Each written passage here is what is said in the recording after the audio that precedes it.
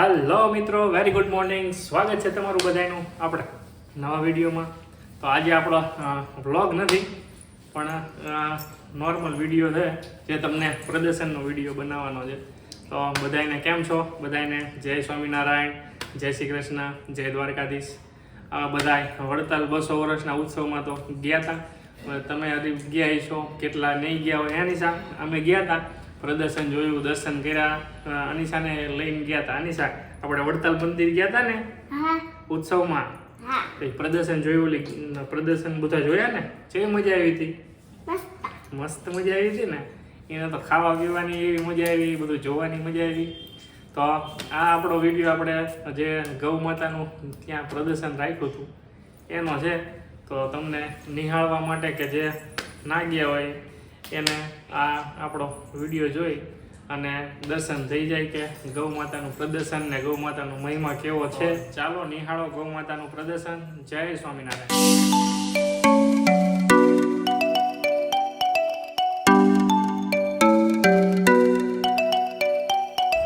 જય સ્વામિનારાયણ મિત્રો. તો આપણે આવી ગયા છીએ ગાય માતાના પ્રદર્શન માટે. તો આ છે ગેટ. ગૌ મહિમાનું જે પ્રદર્શન છે આ વડતાલ લક્ષ્મીનારાયણ દેવ 200 વર્ષનો ઉત્સવ છે ત્યાં જોઈ રહ્યા છો તમે.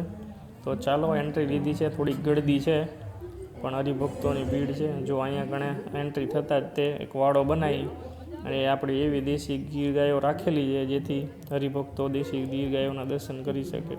આમાં કેટલા સિટીવાળા હોય અને તો દેશી ગીર ગાયો છોકરાઓ જોઈ ન હોય. અને જો અહીંયા પછી આગળ જતાં જે ગૌ માતાના છાણમાંથી વિવિધ પ્રકારની વસ્તુઓ બનાવી છે જે આપણા રોજિંદા જીવનમાં ઉપયોગી હોય. ચપ્પલ છે, જોઈ લો ને. હા, ઝુમર તો જો. આ બધી વસ્તુઓ તમે નિહાળો. હવે પછી ગૌ માતાનું પાછું ટેલિફિલ્મ છે એ જોઈશું. उपयोगी होता है. भगवान कृष्ण ने तो गीता में कहा है कि गायों में कामधेनु रूप में मैं हूँ.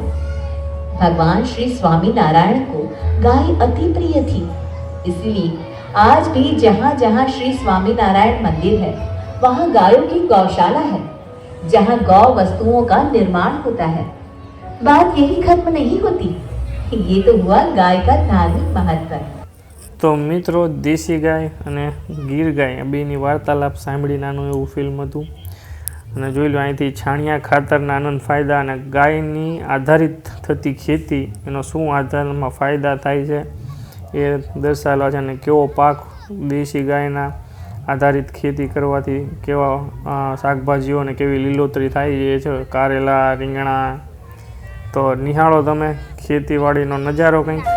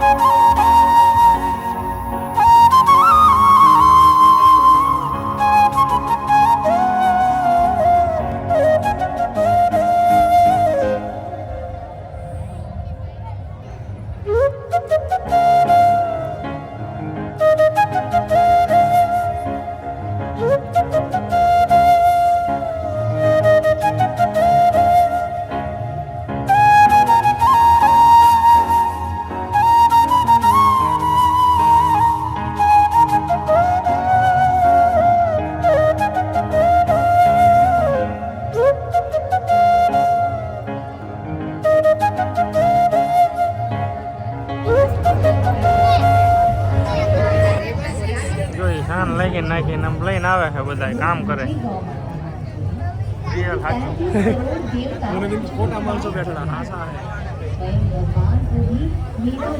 એક્ટિંગ કરે છે.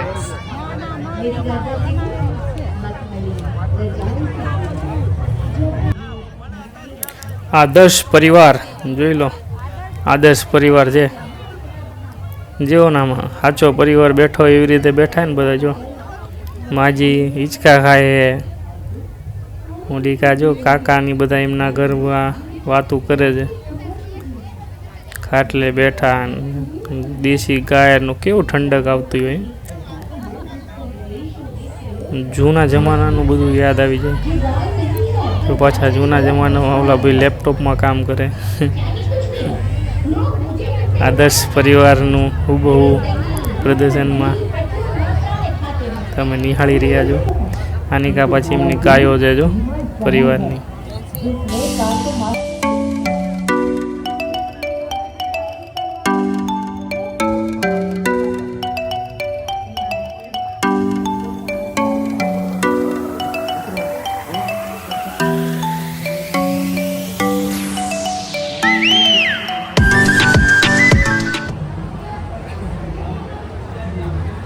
મિત્રો અત્યારે ભાઈને આપણે તાકાત માપશો. એ હાથ આ રીતે રાખશે, એની કેટલી તાકાત છે એ તાકાત માપશો. પછી આપણે એના બીજા હાથમાં મોબાઈલ પકડાવશું. એ મોબાઈલ હાથમાં પકડવાથી કેટલી એની તાકાત ઘટે છે એ પ્રેક્ટિકલ જોશું. પછી આપણે એમાં મોબાઈલ ગાયના ગોબરનું ચિપ્સ બનાવેલી છે પાછળ પકડાવશું તો કેટલી ઉર્જા વધે છે પ્રેક્ટિકલ ડેમો જોશું. તમારું જે તાકાતવાળો હાથ હોય ને આમ રાખજો, વચ્ચેથી વાળજો ને સીધો રાખજો અને ઉપર તાકાત કરજો. હું નીચે દબાવીશ, હું નીચે દબાવીશ, ભાઈ ઉપર તાકાત કરશે. કેટલી તાકાત છે આપણે અત્યારે માપીએ છીએ. વાહ, ખૂબ સરસ તાકાત છે. હવે એમના જ મોબાઈલ છે એ આપણે ડાબા હાથમાં મુઠ્ઠીમાં પકડશે અને જમણો હાથ પાછો આ રીતે પકડશે. એટલે મોબાઈલ પકડવાથી કેટલી તાકાત ઘટે છે એ વાળજો નહીં, સીધો રાખજો. તાકાત જોડ લગાવજો, પહેલાં કરતાં વધારે તાકાત કરજો. દબાવો, લગાવો, લગાવો. આમ દાંત ગેરિયા કરો, તાકાત કરો જોરથી. ક્યાં ગઈ તાકાત? મોબાઈલે તાકાત રેડિયેશનને લઈ લીધી. મિત્રો આટલી તાકાત આપણી એ મોબાઈલ લઈ લેતો હોય તો આપણે આખો દિવસ ખીચામાં ફરીએ છીએ તો કેટલું નુકસાન કરશે.